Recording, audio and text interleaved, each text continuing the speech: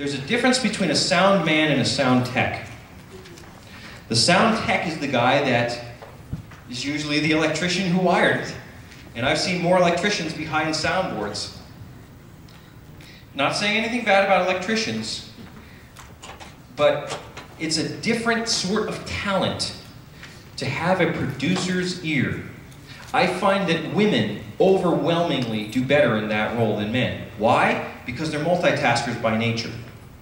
And so they can listen to the drums, the guitar, the keyboard all at once, watch everybody on stage at the same time for facial things like monitor up, monitor down, and be aware of where the pastor is when they're going to come up, and all that. And I've worked with some great sound people, I've worked with some not so great sound people, but on balance, I've seen that some of the women have been, because of the nature, have been the most attentive. If I could put my finger on the #1 qualification for a soundboard, almost before the ability to hear, it is the ability to pay attention.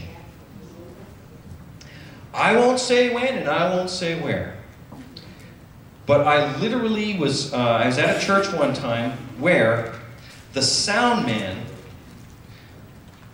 during the worship service, had unplugged the earphones from the soundboard and was listening to some cassette on a cassette tape, and he's bebopping back there even between songs. I couldn't believe it. So, happens. It happens. The thing is that when you're a worship leader, you got to realize we have 6 people usually up here on the stage. The sound person is the 7th member of the band. They always are. They always are. And you can practice and do all that stuff. If your sound man isn't part of that, if they're not learning the songs with you and knowing when that guitar comes up and when it comes back and just learning the songs and hearing them, I think it's very beneficial to have your sound person out to practices with you. Most of the time they're going to get bored and they're going to want to turn knobs and push buttons and do all this kind of stuff. Remember the Ron Popeil chicken rotisserie, set it, forget it? That's basically my philosophy there. I think once we get these things set, you can keep them as they are most of the time.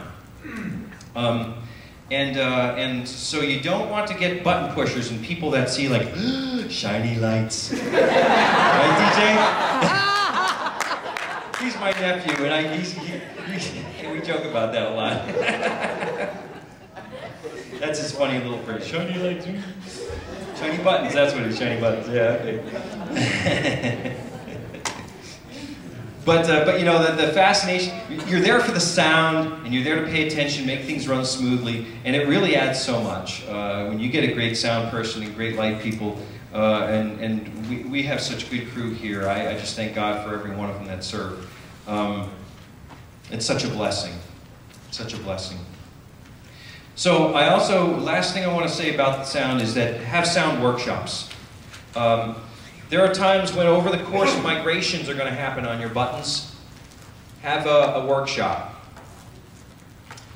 And with that workshop, I don't care if you play the same song over and over and over and over again. If the bass doesn't sound right, take 2 hours to fix the bass. I'm actually telling the story of what happened 2 nights ago. We did that right here. If that cymbal is just ringing in people's ears, just do something about the way it's mic'd, but take some time, because it shows purposeful intent behind what you're doing. You're invested in this.